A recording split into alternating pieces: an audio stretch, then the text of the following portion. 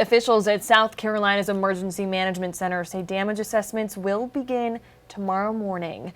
And while we don't know the full extent of the destruction from the storm, many state leaders say things really could have been a lot worse in some of those areas.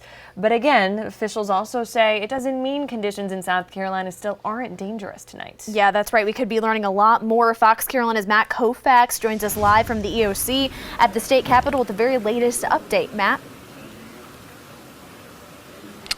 Yeah, guys, so there's a sense of relief on one hand because the storm never actually made landfall in South Carolina, and officials say it left less water in certain areas than they were expecting, like Myrtle Beach and Charleston. But on the other hand, state leaders say we could have an enormous cleanup on our hands. Crews are getting ready to deploy to assess that damage and see what needs to be done tomorrow, and to look for anyone who also may have been swept away.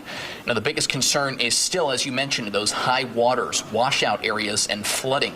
Officials say standing water presents all kinds of hazards. Power lines could be hidden, animals could be in the water, and it could even obstruct some deadly damage to roads you may not see otherwise.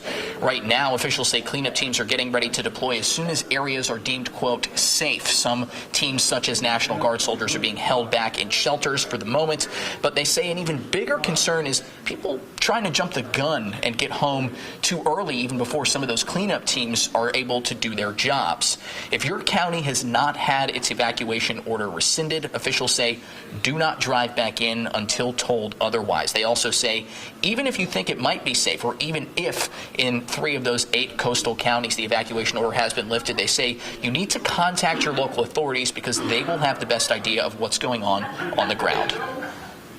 When the wind stops, we still have to deal with the water, because the water will last longer. And once the water's gone, we still have to, when we get in and try to evaluate, we still have down power lines, all kinds of other dangers. Life support and search and rescue, those type of missions remain our priority.